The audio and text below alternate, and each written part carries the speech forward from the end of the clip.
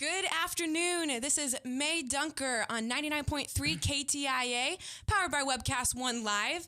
Sorry for the late start, but this is the debut of the new show, Fighting the Current, hosted by two seniors at Des Moines Christian High School, myself, Mayanne Dunker, and I'm joined in the studio today by Albert Gus Gustafson.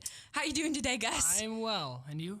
I'm good. You know, it's been a little frantic. I'm a little nervous. Gotta say, my palms are a little sweaty right now, but it's okay. In the words of our friend Mac McCoy, there's always going to be a first show. Always going to be a first show. So, also, I want to give a shout out to our rock star producer, Lee Lounsbury. Lee, how you doing? I hope you're doing good. We're really glad to have you. Yeah, we are. All right, so let's get to it. Fighting the current. So I'm sure a lot of you out there are wondering, what in the world could two high school students have to say for an hour every week on the radio? I mean, don't we just want to tweet 144 characters, right? Well, I don't have a Twitter, so I guess I don't really Actually, yeah, that makes two of us. Well, so what is Fighting the Current? Fighting the Current. I think we should talk about that a little bit. Let's talk about it. All right. Fighting the Current is the name that we chose for our radio show. Albert and I were handed the opportunity to be a voice in the media. You know, I think that the thing that is so interesting is that we hear so often about how media influences young Christians. Mm-hmm. I mean, and oftentimes we're criticized about it too, because the media affects us just as much as non-Christians, I feel like. Yeah. And a lot of times the media attacks Christians as well. But too often I don't hear enough young Christian voices influencing the media. And that's, I think, what we're out to do, right, Gus? Yeah. Influencing the media and just in general, fighting the current is sort of about not just us influencing media, but also how we I guess sort of fight the current of the negative influences that we get from the media. So young Christians, well, all Christians, but young Christians in particular are targeted by this media of the popular culture that's constantly bombarding them with all these ideas of a secular worldview, and just how to be a Christian and to stand against it, to not just retreat, to not just hide. Yeah, exactly. But to go out and, I guess, take the fight to the current. Yeah, take the fight to the current. That's right. Now, Albert, you and I have a little bit different background than most high school students. We've grown up in very great families. Yep. Grown up in a Christian school. You've been at DMC for a while, right? Kindergarten. Since kindergarten. So you're a lifer. I'm a lifer. Yeah, I was at a different Christian school before Des Moines Christian. I was at Iowa Christian Academy through 7th grade. And then I switched to Des Moines Christian. So regardless, we both have really strong Christian backgrounds, which is good. And I think that's equipped us to really make a difference in the media, don't you? Yeah. I think that Christian education is my Christian education has been very valuable to me in that beyond just teaching math or teaching science or philosophy or whatever. We teach Bible, and we teach worldview. And we have an emphasis on worldview. An emphasis on worldview in all of our courses, not just in our Bible classes. We also get it in integrated into everything we learn. Yeah. So when we hear the lies of the media, we're able, or of the culture and of conflicting worldviews, we're able to identify them first of all, and also hopefully to stand for the truth. Yeah, to stand for the truth. That's right. And Albert, you not only have been able to take Bible class at Des Moines Christian, but you went to Summit. Yes. Yeah. Why don't you tell us a little bit about Summit and about what that is, as I'm sure many of our listeners are a bit unfamiliar with it. Summit Ministries is a fantastic organization. It was founded by a guy named Dr. David Nobel. And actually, our Bible class sophomore year is a worldview class based on the curriculum written by Dr. David Nobel and Summit Ministries, and it basically their I guess their theme or their adage, whatever, is ideas have consequences. Yep. So what they do is they break down the 6 major evangelistic worldviews. That is, worldviews which which are vying for people's attention in the culture, and so that's biblical Christianity, Islam, New Age philosophy, and several secular philosophies as well, and it breaks it down into 10 disciplines, and theology, philosophy, science, history, economics, politics, how it affects all these things. Because in our culture, we don't look at how one idea, the idea of is there a God or is there no God, is man an animal, or are they a sentient being? Are they a designed being created by an intelligent, a higher power? We don't think about how much that affects everything else. And it does affect everything else, doesn't it? Everything. I mean, if you really break it down, failure to connect those ideas, failure to connect everything we do in our lives to those ideas about what man is, who God is, and our relationship to God, really results in quite drastic consequences. It's and it's difficult to do in our postmodern culture, because the postmodern culture is constantly trying to separate those ideas out. Is that what you see most often in our culture, postmodern worldview? Yeah, I would say that's the trend of that's the philosophical trend, if you will. It's really kind of a lazy philosophy, and in that it's something where you can say, well, I like this, so I'll take it's okay to sleep around and have sexual relations outside of marriage, but I'm really not okay with other immoral behavior like murder. I'm not into that, but abortion, if I get pregnant, I might want to get rid of that.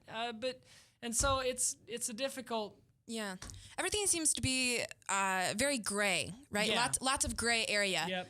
And Summit Ministries, their entire premise, I guess, is to identify those lies to our culture, because we miss it. We miss it when we don't think about it. Even Christians, we miss it. If we don't constantly compare it to the Word of God and to the Christian worldview. Yeah. So, Albert, let me ask you this, and let's just talk about this for a second. Why is media influence so important? I mean, does it really affect Christians as much as it affect non-Christians? I mean, how are we influenced by the media? What's the biggest messages that are being thrown at us?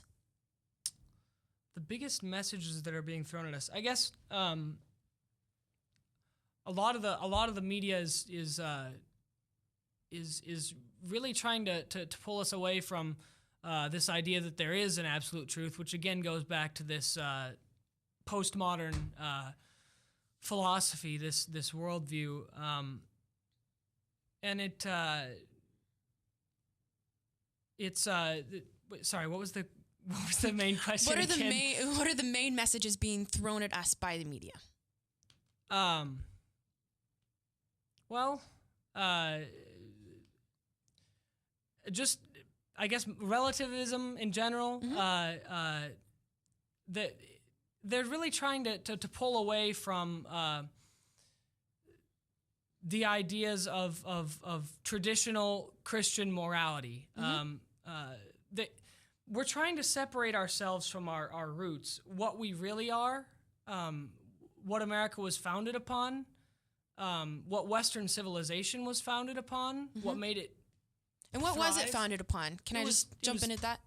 Founded upon Christendom. I mean, ultimately, there were a lot of mistakes made along the way by Christendom, if you will. But ultimately, Western civilization, a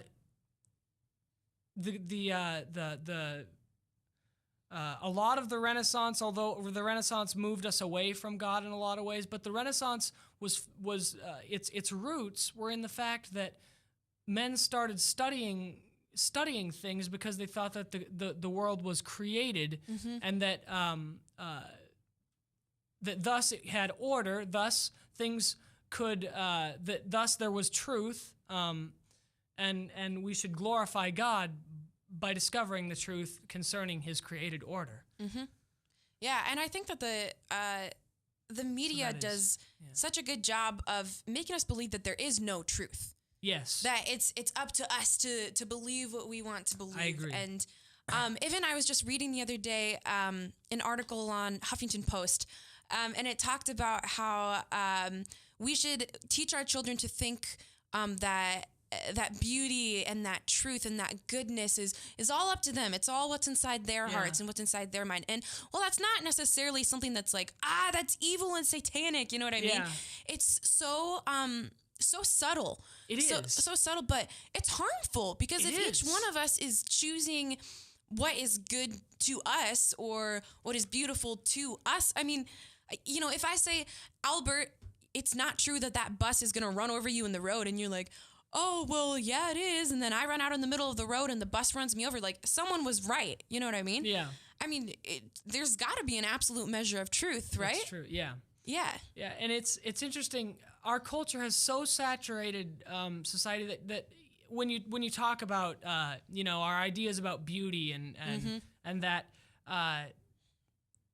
I've been taking a music theory class at school, and it's very interesting. I've come to appreciate much more. I already appreciated classical music. I love classical music, but much more the structure of it. It's incredible. God created harmonic structures and for sound to work in certain ways. So when it's incredible. There's so much less subjectivity in everything. Beauty is objective.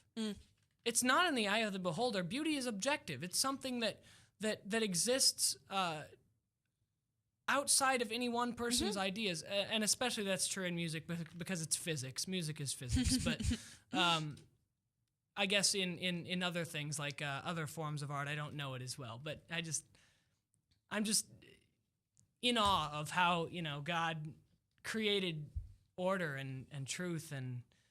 Yeah, I agree with you. I think, I mean, I was just at a Bible study over this past week with some junior high girls, and junior high girls struggle a lot with self-image and self-worth. I mean, all people do, but particularly at that age and for women, it's a really sensitive issue.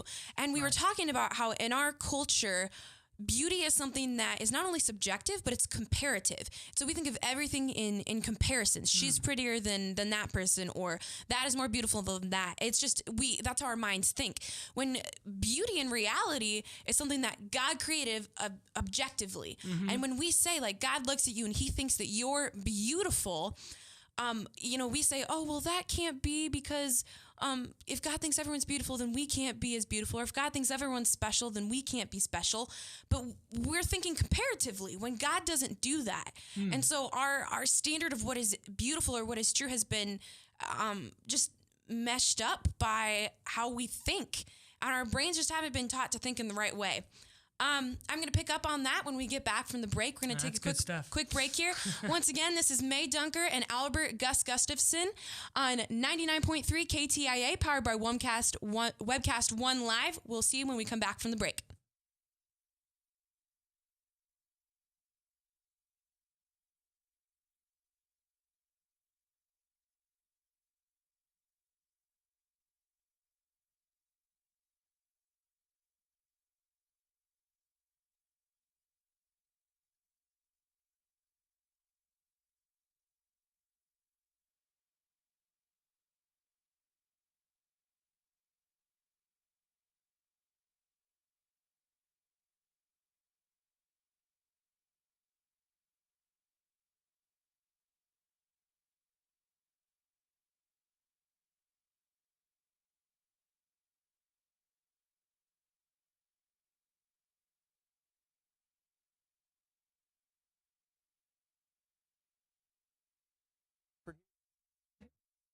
Amy Wells. I am Nick Wondershot. I am Administrative Manager I am the Senior Technician. from Service Legends. It seems like every good thing, when you feel it to the bone that it's good, there's a lot of hard work put behind it. I don't think that you can fake it and have it turn out good. You know, if we seem like, okay, that's just weird, it's just a furnace, why would you believe so deeply in a furnace? It's not just that, you know, we want to show the world that you can have good service. Yeah, I mean, it's your home. You know, it's built into our daily trainings, it's built into our culture, that we're gonna do whatever it takes to have each client say they love us, period. That's why we spend all the hours in the training that we do. And if we guarantee it's gonna be a good experience for you, or else it's free, what type of work do you think we're gonna do? There is a guarantee. Temperature selection guarantee, fixed right or it's free guarantee, comfort guarantee, best value guarantee. All of these guarantees hold us accountable to ensuring that we exceed your expectations. And if for whatever reason we'd fail and we can't make it right, we guarantee all of those guarantees with a 100% money back guarantee. I mean, if you don't think that your technician can fix it right, are you gonna say that to a client? No. You don't have to worry about having a technician come to your house. We drug test, background check all of our team members. We put safe people in your home. Each and every one of our service techs, 400 hours a year in training. You tell it the minute they walk in the door. They know what they're doing, they've done their homework, and they actually truly care about what you want. Because at the end of the day, you're the person that makes sure I have a job. They're gonna be listening. They're gonna wanna know what your challenges are. Then they're gonna come and give you options, and you get to choose. If I'm there to help and I make it easy and painless, I did my job right that day. Well, when it comes to your comfort, safety, and your family, you know, you don't necessarily go buy the most expensive, but you get the most bang for your buck. Oh, it's worth it, because there's a lot of people that will find a way to get it to work right now and then leave and then come back, charge you again, and the cycle just repeats itself. So when I'm out there looking at the furnace, I want to find why it failed today. How can we change the part today with something that you're not going to have to worry about? Is it worth changing the part today? I mean, you can put a lot of money into a furnace. I can fix parts all day. There's good job security in that for me, but is it the right thing for you? I get a lot of the phone calls of after the technicians are there. They're just in awe. They're like, wow, you guys are great. I mean, I don't even know what to say. You guys are great. Everything you did was perfect. It was great. Keep going though, I like this. Just give us a try. I'm gonna take all the risk. I've got the time to make this right. I've got the support to make it right. Just check us out. And if you don't see the value in what we do, I mean, fixed right or it's free or 100% money back. enough said. And we're back. Good afternoon. My name is May Ann Dunkert. I am joined in the studio today by Albert Gus Gustafson. We are two seniors at Des Moines Christian High School who have been handed this incredible opportunity by our friend J. Michael Mac McCoy. So shout out to him, woot woot, if you're listening, Mac. We really appreciate this incredible opportunity to be influences in the media. We are hosting a show called Fighting the Current, where our mission statement is to exalt the Father without wasting a word. Before we left off from the break, we were talking about the media. That's kind of our topic for the day, is how we are influenced by media and how young Christians should be influencing the media, but we don't hear that a lot. And we were just talking about beauty and how that's one of the things that has been kind of twisted by culture and by media, particularly for women. We're handed these these images of stick models, and we're told that we have to look a certain way and be bleach blonde and be super skinny, and how beauty is become something that's comparative instead of objective, like God has created it to be. And that's just one of many examples in the media.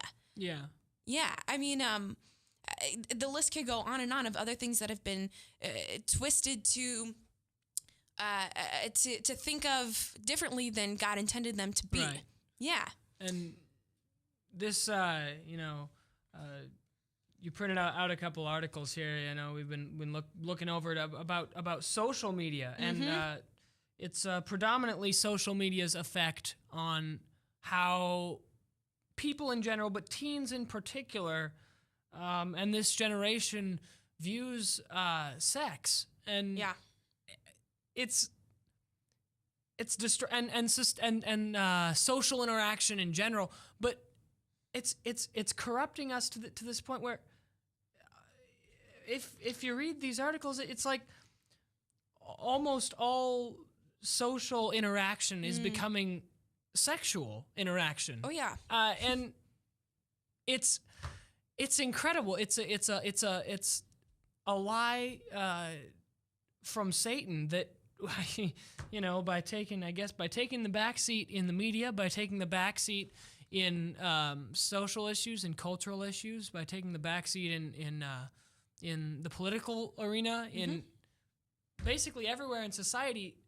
This is where we've come. This is where we've come by Christians taking the back seat, I should say. Yeah.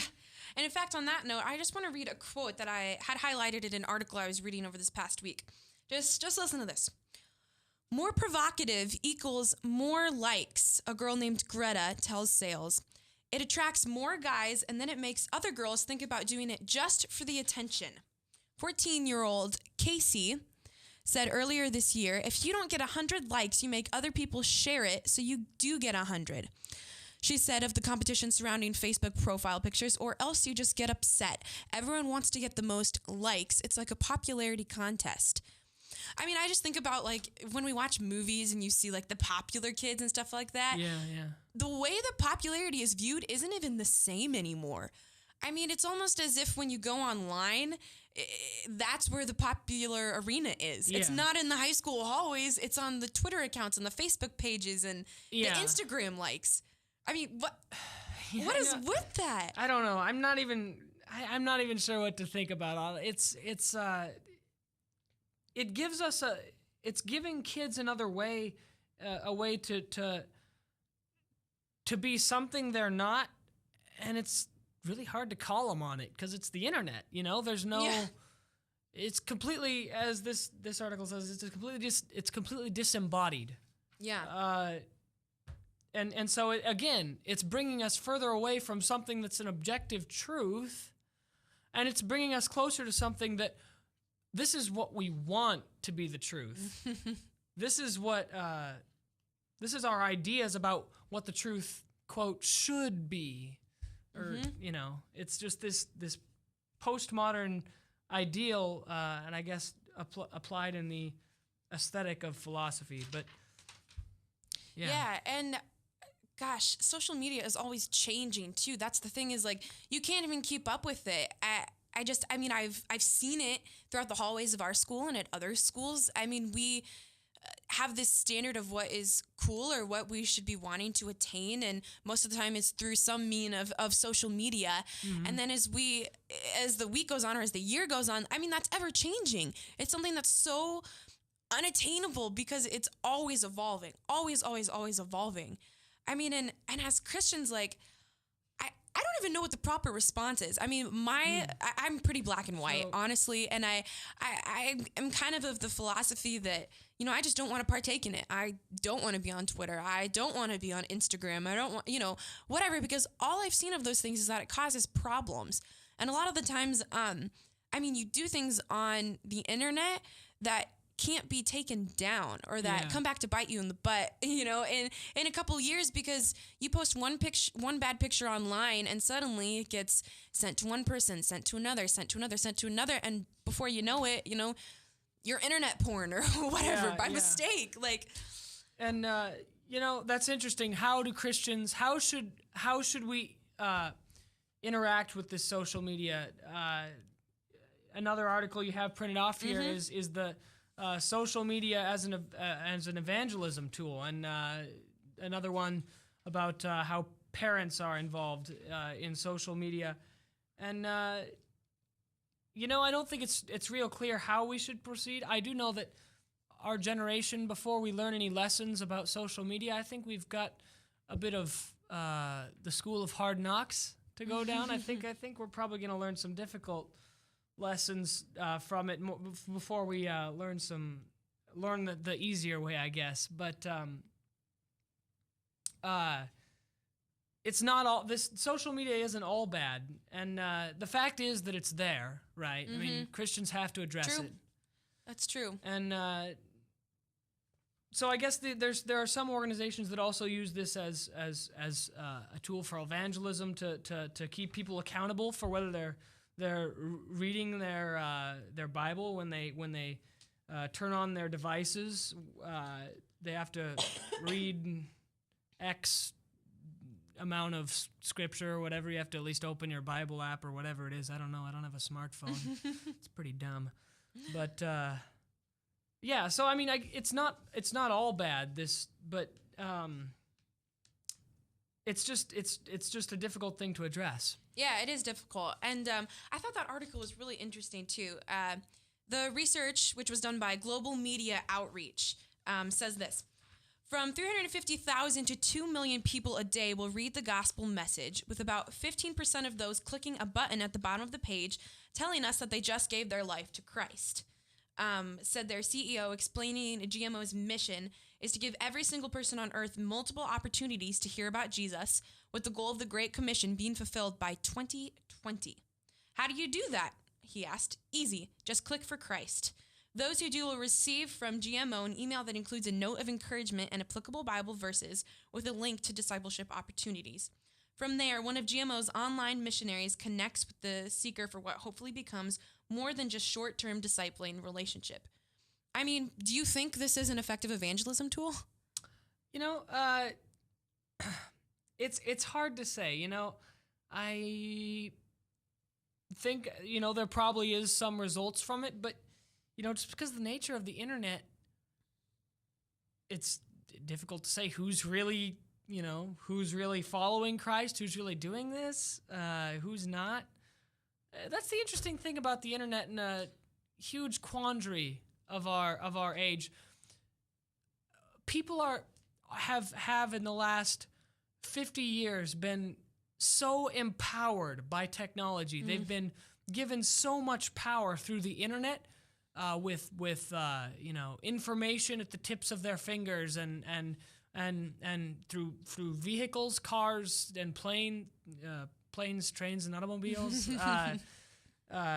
You know, just traveling great distances at you know, the snap of a finger compared to a century and a half ago, and yet it's for some reason caused us to think less and less. You know, we have more and more power, and yet we're thinking less and less. And it's a dangerous thing. Yeah, I do think that's dangerous. It's so interesting because there's so many contrasting studies about what the internet does. In fact, in my composition class right now, I'm doing a paper about psychological effects of social media, which has been just insanely interesting to gather all different types of research to kind of figure out what I want to put in my paper. And basically, the reason I chose that topic is because I want to talk about the bad effects of social media on our minds and our emotions and on our everyday life. But as I was doing research, there are studies out that show that things like texting or social media actually increase literacy. I thought that was interesting. Really? Yeah, and I didn't find it to be true. We just discussed this last Thursday in my DMAT class. It was an article called "To Be or Not to Be," and it was written by an English psychiatrist, and it was all about how texting increases literacy because the nature of speaking English is for us to shorten words. So things like the word bus apparently is like a shortened version of a longer word. Oh, yeah. And I didn't even know that. Yeah. I mean, in my head, it's just the word bus, right? And there were other examples that he gave in the article, which I wish I brought it with me, but just super interesting. And I mean, I really didn't find myself agreeing with it because it's an interest. I find that texting doesn't increase literacy, Yeah, right? I think it corrupts the English language. It's at an accelerated rate. The English language already did that because of people being lazy, you know. We used to have a subjective and an objective case for the word you. It was thee and thou. But you know, through laziness, we've shortened words, we've changed words, and that's why English is so complicated, and there are so many broken rules. True. And it goes back to this idea that you know, words have meanings that we assign to them not outside of our own conceptions of the words. That is, truth is subjective, basically. It is what it comes back to. And it's why the word good has changed so much. The word good, we say good music. It's good music. Well, is it objectively good music? No, it's probably not. If you're listening to anything that was created in the last 50 years, probably. But it might be pleasing to the ear. You might like it, but it's not good. The word love, awesome. Yeah. Awesome, filled with awe. And awful also means filled with awe. We use them both way too much, Very overused. True.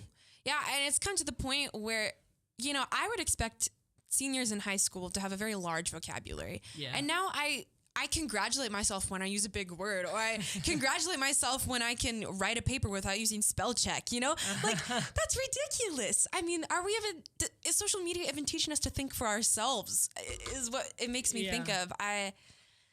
Oh my goodness.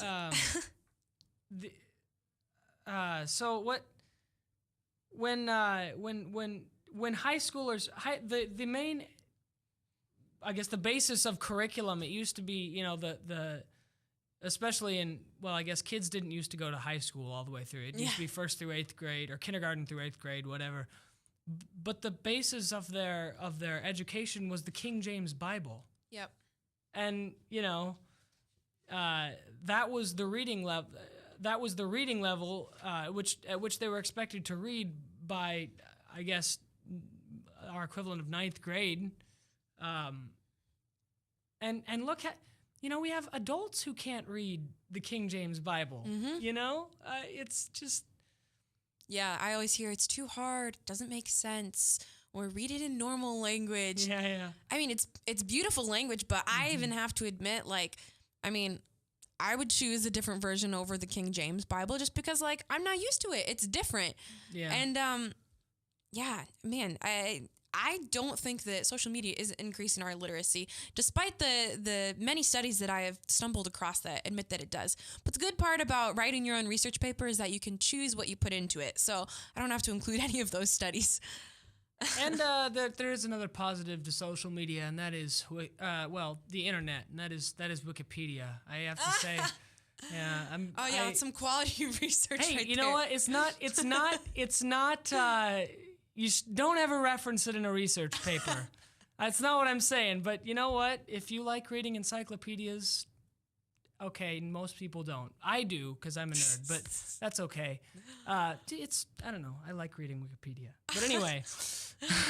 Or even I'll admit, most of my research done for my paper, I would just go to a Google search and, type in psychological effects of social media and see what popped up. When in, the olden days, you had to go to the library and you had to look in the library catalog. I don't even think if I was put into a library, I would know how to use a library catalog. How sad is that? Without the computers? Yeah, without the computer, the quote unquote old fashioned version of the Dewey library. Decimal System? Yeah. How sad is that? We have everything at our fingertips, sad and great at the same time. Yeah. You and I both kind of have the same philosophy about social media, and that's kind of, to the heck of it. We don't need it, but yeah. But at the same time, it's a great and terrible thing. It's an awesome thing that it's difficult to tackle. It's so big and so influential, and we have to tackle it. We have to address it. We do. I agree with you. We have to have a response. Yeah. All right, and on that note, we are going to be taking another short break here. Once again, my name is May Ann Dunker, joined in the studio today by Gus Gustafson and our rock star producer, Lee, in the back there. We are going to you live from 99.3 KTIA, powered by Webcast One Live. We'll see you right after the break. Yes, now your favorite programs on Webcast One Live can all be watched and listened to on any Android or Apple device. Your phone, tablet, or iPad. Yes, your favorite shows on Webcast One Live are available live or on podcast wherever you go.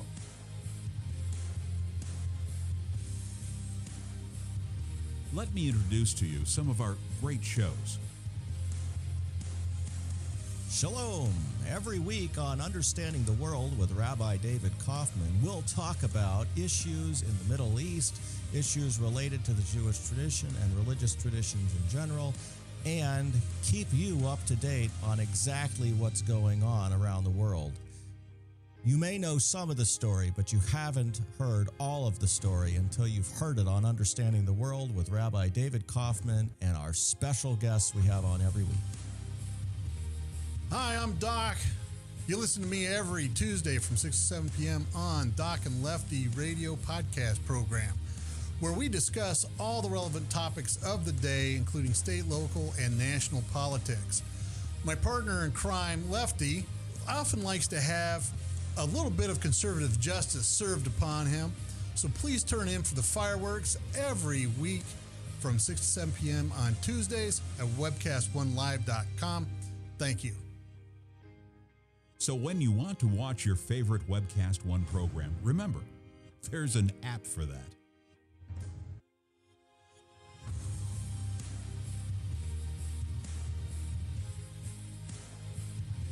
You know, there's an app for that.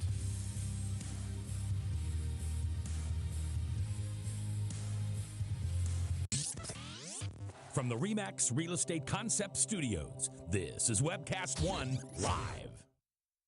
Get away from us, you mean old credit card. We don't have any more money. We're in trouble now. Save us! Help! Somebody save us! Somebody help! Help! Save us!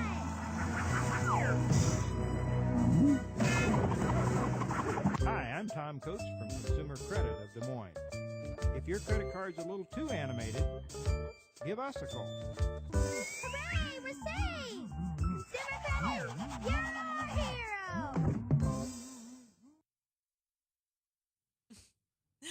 And we're back once again. Good afternoon. My name is May Ann Dunker. I'm joined in the studio today by Albert Gus Gustafson. We are live on Webcast One Live. This is Fighting the Current, where we are exalting the Father without wasting a word. And that is our mission statement. Today, we are talking about the effects of social media and how young Christians should be affecting the media as well. Since this is the debut of our show, and we are, going to hopefully have some type of effect on the media here, since we're... I hope so. We're part of it. I hope since if we we're on don't the make any radio. effect at all, that'll be a little depressing, you know, I guess. Yeah, I'm hoping we're having a couple listeners out there that we're affecting right now. So if you're listening out there, thank you for listening. This is a little piece of history for you, since it is the first show. And another unique thing about us, in case you haven't tuned in yet, is that we are high school students. Yes. So we are young people affecting the media. But let's get back to young Christians affecting the media. Yeah, very, very, very important. Exalting the Father. Before the break, we were talking about how the media is affecting us as teenagers and as young Christian teenagers. And I kind of want to gravitate towards our own personal experience with social media. Now, if you haven't caught on, Gus and I aren't exactly the most social media savvy. We have a third host who wasn't able to be here today. So shout out to Ian Troll. Happy birthday. His birthday was yesterday, but he wasn't able to be in the studio with us today. But he's pretty technologically savvy, I guess. Technologically. I'm just not social. He's more socially media savvy than social media oriented, I guess. Yeah. So he's more social than us, maybe. Yeah. I don't know. We might have to grill him the next time he's on, see what he thinks about all these. Yes. Let's talk about how relationships work under social media. Relationships are obviously a big part of high school for most high school students. Yeah. And nowadays it seems to be that if you're not on Facebook, if you're not Facebook official, then you aren't dating. So when you say relationships, you mean dating relationships? Yeah, dating. Okay. All relationships in general, but more so like romantic relationships. Yeah, okay. It is kind of interesting, how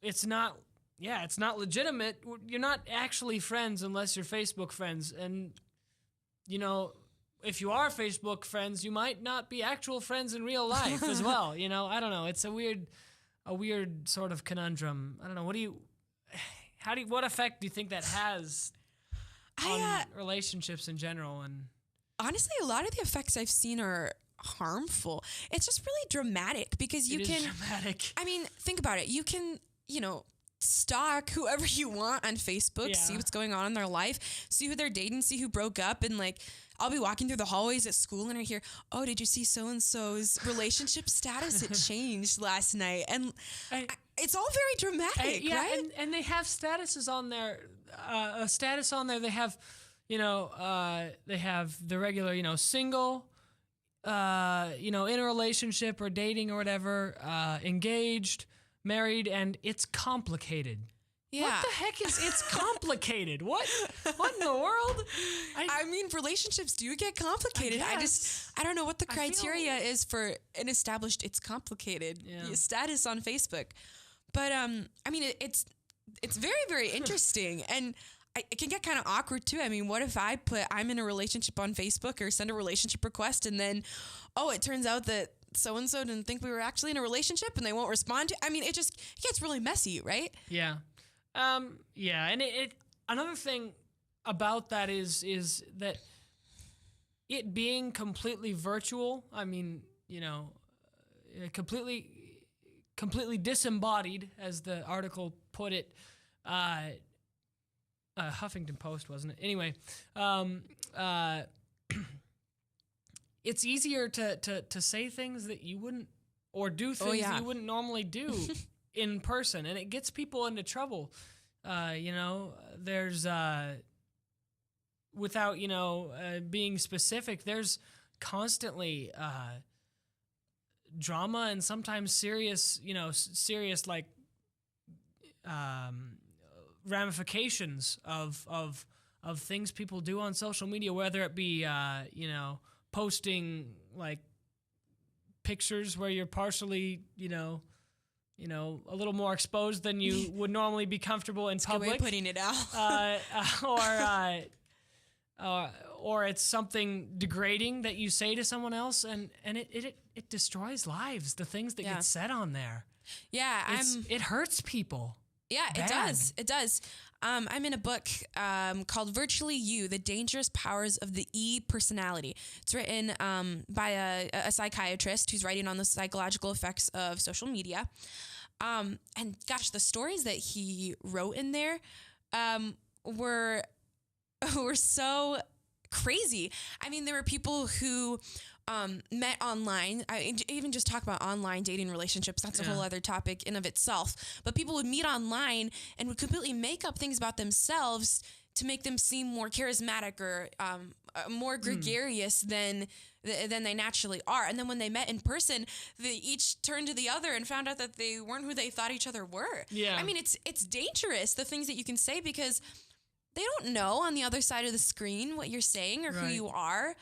And even just talk about like choosing what you put up online. I mean, people can edit their profiles to make them put up the best things about themselves, which isn't reality. I mean, we're not perfect people. No one is. But what we choose to put up online creates this image for us on Facebook or on Twitter or whatever it is. And conversely, when some people put a little too much out there, just things that you just shouldn't, things about your life that you shouldn't put on the internet. Making wise choices on the internet making wise choices is in general very difficult for young people because their frontal cortex is not completely developed, and that's the reasoning part of the brain. But especially on a thing like the internet, where there's no accountability, no one's around physically, you can say a lot of things that harm you in the long run. Things that you'll look back at and be like, oh gosh, I wish that was a part of my life that I could put away and it'd be removed as far as the east is from the west. But here it is; it could haunt you again because you put it on the internet. Yeah. Have you had an experience like that? Have you ever posted something that no, you regretted? I haven't, Well, that's good. I've definitely seen some posts like that, but I don't know. What about relationships in general? Like, I mean, there's definitely truth in God made us for relationships, but God made us for meaningful relationships. Yes. I mean, That's and true. I am the type of person, I do not do fluff, okay? I don't do surface level things. When I want to know a person, I want to really know someone. I want to know what makes them tick and what drives them. I don't want surface level stuff. I mean, can you be very intimate on the internet? Not truthfully. I mean, Yeah. Not exclusively on. You can't be intimate exclusively on the internet. Now, if you know a person outside of the internet, I think it's possible to have an intimate conversation on the internet. Maybe. I Maybe. might even Not argue. even- I might not- argue not on even that one. Not even that intimate. No, that's. I mean, you can share personal things. You can share but, personal things. I mean, okay. For Yeah. me, and might just be a me thing, but what is a conversation without reading body language Yeah, true. or reading, Definitely. their pupils? If their pupils are dilated, they're really interested in what you're saying. Like, I mean, I need that stuff to figure out if what I'm saying is being received well. I agree, I guess, but in the same way, sometimes we overemphasize that, and again, we come back to this subjectivity. I wish people, words just simply meant what they meant, where people just said what they mean. But instead we have What this fun would that be? complicated thing where we have to read body language and women never say exactly what they Albert, mean. you're such a man. Come on. I apologize for my masculinity. I mean, I guess that's how women are. Women never really say what they mean. So People in general, though, they beat around the bush and they. Yeah. I don't know. It's just. It's trick. I mean, relationships in general are tricky. And then I mean, I want to even turn to my Bible here and look in it and see what God says about technology and Facebook and Twitter. But I mean, it's not addressed directly. So where are we supposed to look in Scripture for an answer to that? I mean, what do you think? Well, I know. Titus talks a lot about relationships, specifically within the church, but relationships. But those principles also carry over to relationships in general. I think 1st or 2nd Corinthians does. Yeah, I mean, relationships are painted throughout Scripture, Yes. for sure. And I mean, those I think those principles can definitely be applied to social media, and to media in general. We can have a meaningful relationship with these elements included of the social media, and we can make good choices, and we can use it for the right things. We can glorify God through the media, through a relatively ungodly,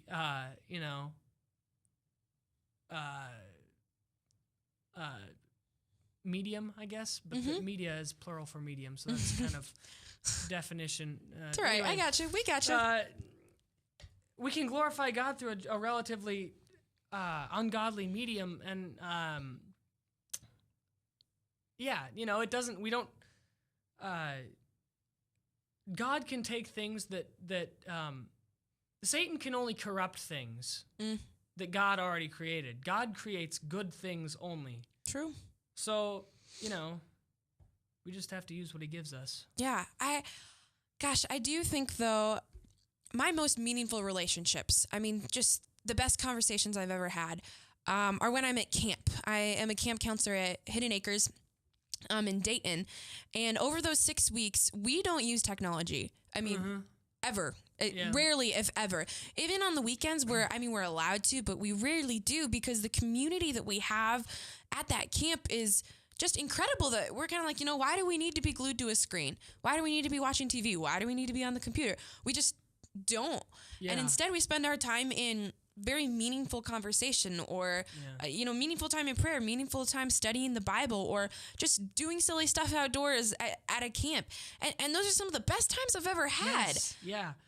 And it's when I'm sitting at a table in a restaurant and I'm here with like 3 or 4 friends, and 2 or 3 or even all 4 of them are like sitting and like on their phones. Like, what? Why is that fun? What? I don't want to do. I'm here for you guys. I don't know. It's just. Yeah, Frustrating, and I think that social media can be so addicting Yeah. too. I mean, that part is it's slightly frightening. Again, referencing back to the research I'm doing for my paper about psychological effects of social media. I recently stumbled across some research about internet addiction and the similarities between the symptoms of that and, addiction to alcohol or addiction to tobacco, things like that. So similar. And the study done by Kimberly Young way back in the 90s. So that was, before social media has even evolved to what it is today. I mean, and her research was really quite astounding about how internet addiction affected relationships. It affected education and employment and money and all sorts of choices that, it was frightening, honestly. Yeah. And I think about to how social media has evolved today. I worry. I do. Yeah. Well, and it's evolved that way because that's the way that the people that run it have made it. You look at the CEO of Google and Steve Jobs and all these different. They're very postmodern, very different ones, but secular humanists. But they're all secular in their worldview. We don't have Christians in those major world-changing positions. We need to get Christians. Christians are supposed to be world changers, and that's where we need to be. Made to be world changers. I love that. Changers. I love that. All right. Well, unfortunately, it is almost time for us to wrap up our first show. I want to leave us with a quick thought here. History comes from Romans chapter 12, verses 1 and 2. Says this, and I stumbled across this morning as I was thinking and praying over our show and praying about what we wanted to talk about. It says, I appeal to you, therefore, brothers, by the mercies of God, to present your bodies as a living sacrifice, holy and acceptable to God, which is your spiritual act of worship. Do not be conformed any longer to the pattern of this world, but be transformed by the renewing of your mind, that by testing you may discern what is the will of God, what is good and acceptable and perfect. And I think that sums up what we want to do here, not to conform, but to be world changers, in the media and outside the media. Yeah. So with that, we're going to wrap up. I want to thank you listeners so much for listening to us on our first show. Once again, my name is May Ann Dunker, and I'm joined in the studio by Albert Gus Gustafson and Lee Lounsbury back there doing the sound for us, our rock star producer back there. And we are on Webcast 1 Live. Hopefully you'll be able to catch us on Sundays from 2 to 3 on 99.3 KTIA, powered by Webcast 1 Live. Once again, thanks for listening, and God bless you. Yes, now your favorite programs on Webcast 1 Live can all be watched and listened to on any Android or Apple device. Your phone, tablet, or iPad. Yes, your favorite shows on Webcast 1 Live are available live or on podcast wherever you go.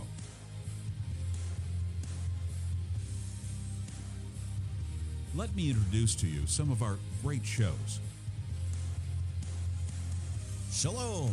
Every week on Understanding the World with Rabbi David Kaufman, we'll talk about issues in the Middle East, issues related to the Jewish tradition and religious traditions in general, and keep you up to date on exactly what's going on around the world. You may know some of the story, but you haven't heard all of the story until you've heard it on Understanding the World with Rabbi David Kaufman and our special guests we have on every week. Hi, I'm Doc. You listen to me every Tuesday from 6 to 7 p.m. on Doc and Left.